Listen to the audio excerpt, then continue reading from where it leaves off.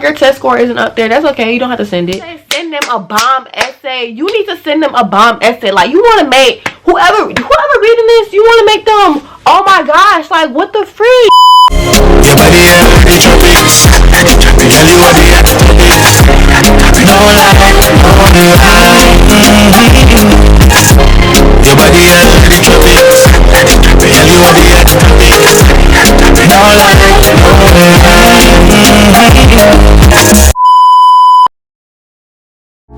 So what's up YouTube, it's your girl Dior and I'm back with more.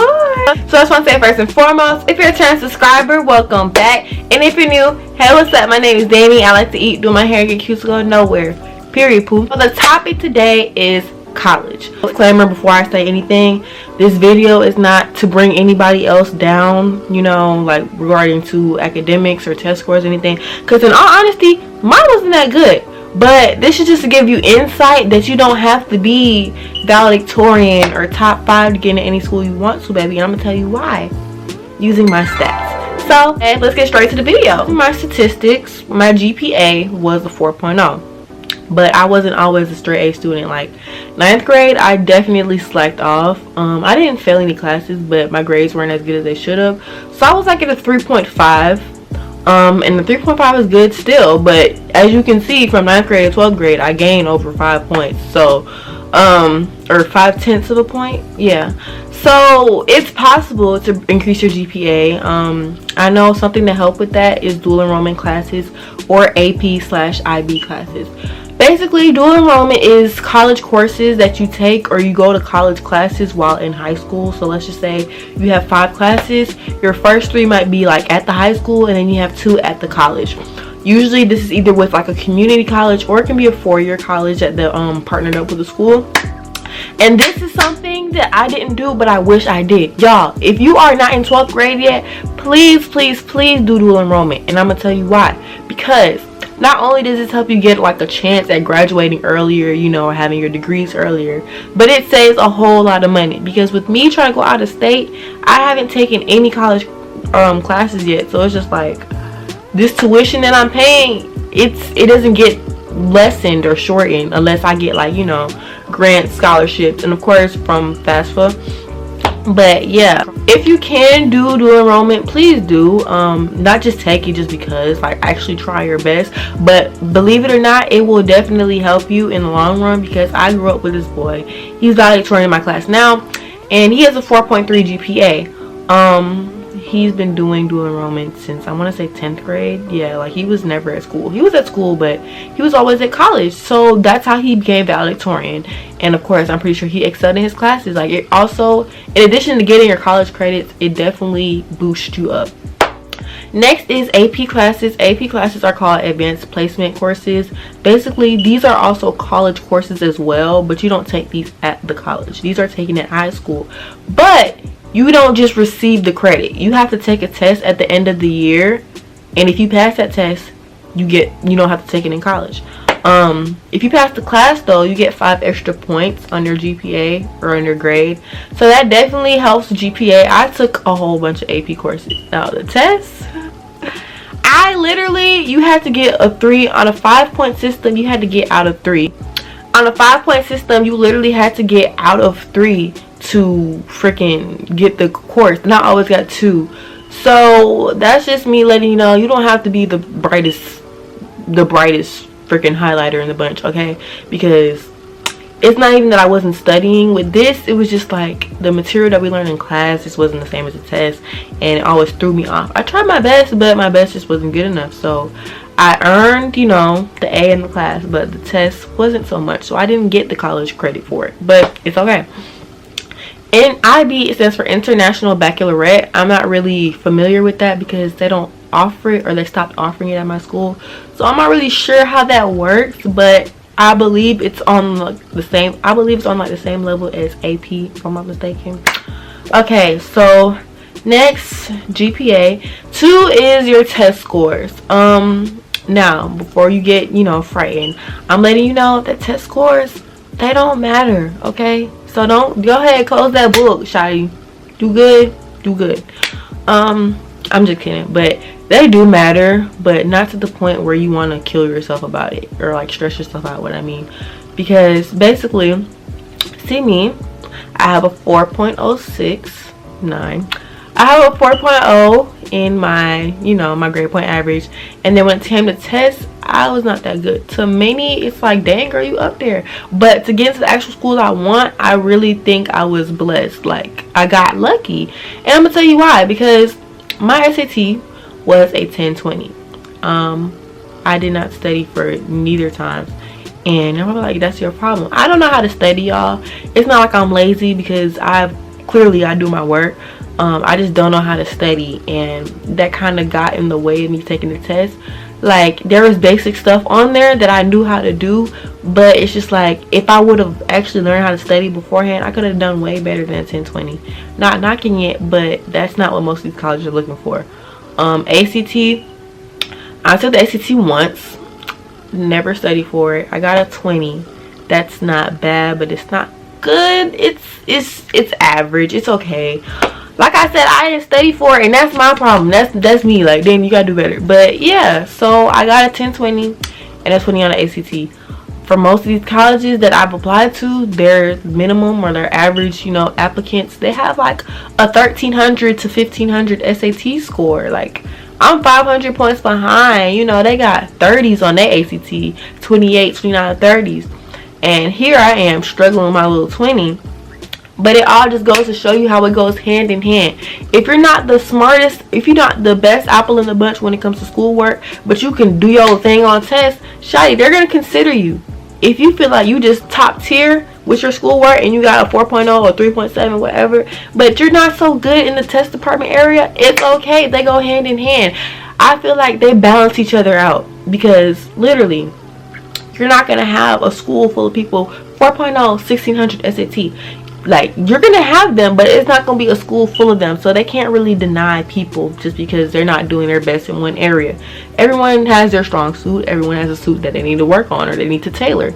Yeah, so 4.0 GPA, 1020 SAT, 20 ACT.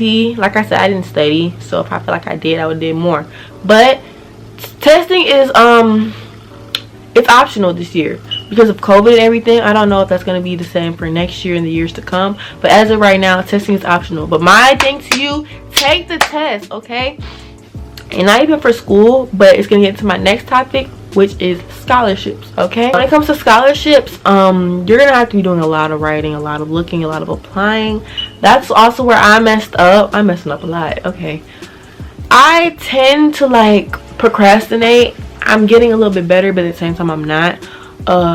Scholarships are ongoing, they go up all the way until you go to school and throughout school, but it's best to get them earlier. The earlier you are, the more you're considered for it.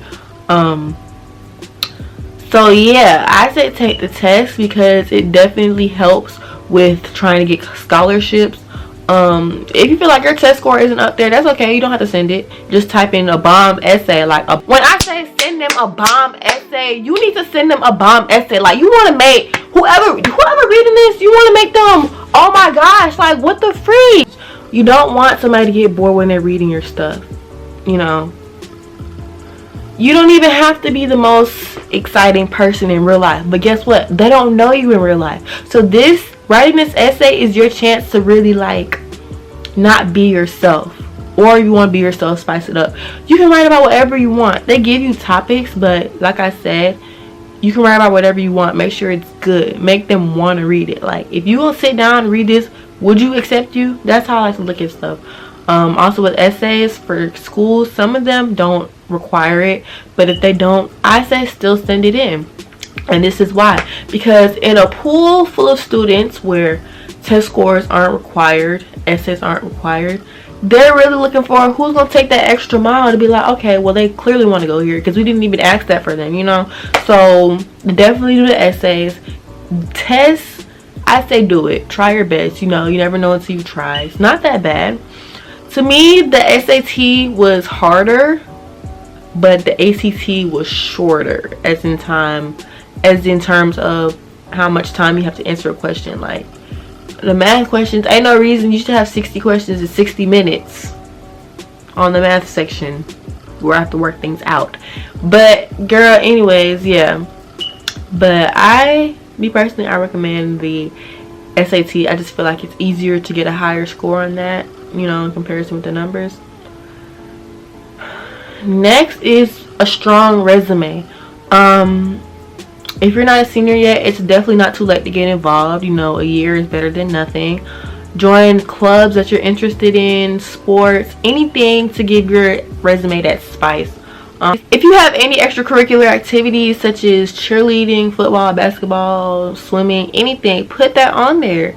Like, if you had a job, you've been working since you were 15, like I have, put that on there. Like, they want to see a well-rounded individual, okay? So when I tell y'all it's not all about GPA, it's not all about test scores, it's not all about essays, when even though they go hand in hand, you have to be involved in something else to show them, like, okay, it's not just a bookworm, you know, like they can get out their shell, they can do other things, they can interact, they know how to balance their work, their school and their life. School life, work life balance. So yeah, get involved. Like I said, it's not too late. Ask if you could join the club. I know with COVID and everything, it made things hard. But yeah. Okay, let me tell y'all something funny. This resume that I'm reading to y'all, it was tailored to fit the University of Georgia. I got accepted into every school I applied to but them. They deferred me. Deferred does not equal denied. It basically means like they're gonna, well, hopefully they accept you, just not at the moment, because they want to review your application and make sure you're the best fit for their school. And I don't know, that really turned me off, but I still want to go there. But I literally sent this like on a mass application to all of my freaking schools. Like, I sent this to Georgia State, Alabama State, Tennessee. Oh my gosh, I'm like, this girl is dumb. Like, you're really dumb. But they accepted me. So anyways, y'all, optimistic student who is passionate about academics, extracurricular, and work-life balance, seeking to enhance the University of Georgia's institution with my strong academic presence. Establish a platform to speak on lifestyle and fashion topics dear to me, reaching over 300,000 YouTube views. My clubs, I have National Beta Club, HOSA, National Honor Society. Extracurricular, I have my dance team, track team, my jobs, and then awards, I have Certificate of Merit, and then I have a honor roll. So yeah, like, this is the time, I don't care what nobody say, this is the time to brag about yourself. You're selling yourself because you want them to take you. Like, I ain't never been one to seek for validation, but baby, I want you to accept me. Now is the time when you want people to care about you, okay, and care what they think. So brag about yourself, sell yourself. If you have a business that you have, like, say that in your resume. It's very uncommon, well, now it is, but you know, more and more young people are starting their businesses, and that's a major deal. Like, even if you feel like it's not good or that's not big, it's huge, no matter how small it is. Any business, any like services you do, just anything, girl, boy, throw it in there, they'll eat it up. So yeah, make sure you just put everything in there. So my GPA 4.0, SAT 1020, ACT 20, and my essay, I would say on like a 1 to 5. I say like a 4. So my advice to anybody who is not a senior yet and they're watching this, start early, okay? If you have a college in mind where you want to go to, start applying early. You can't apply till senior year, but as soon as August hit, you need to hit the ground running, because early decision is really, really great, because it lets you know if you're accepted at an earlier rate or if you're deferred or denied. But if you're deferred, that gives you more time. That gives you basically like a second chance to fix up your application, take whatever test you need to take, or do what you got to do and send it back in to get into that school if you really want to go there. Now, as far as scholarships, they're ongoing, but apply to as many scholarships as you want to, just to like comfort y'all. I've applied to multiple. I haven't received any good news yet. Still gonna keep my fingers crossed, manifest, pray, all of that. But if you don't receive any, it's not the end of the world. I mean, it's very inevitable for a student to go to college and not take out any loans. So this should just give y'all a sense of comfort. It's okay, everything will be all right. Really for myself too, because I have been stressing like crazy. I'm like, Danny, you're number 5 in your class. Like, if they don't see how good or well-rounded of a student you are, you probably don't need to go there. Kind of like UGA, like them being the only people who deferred me, and I'm like, bro, like, I thought I was a good student. It kind of like made me feel some type of way, because I don't know, it just made me feel some type of way. But the colleges that I got accepted into was Georgia State, Howard, Tennessee State, Alabama State, Alabama A&M, North Carolina A&T, Grambling, Howard, and Clemson. So right now it's 8.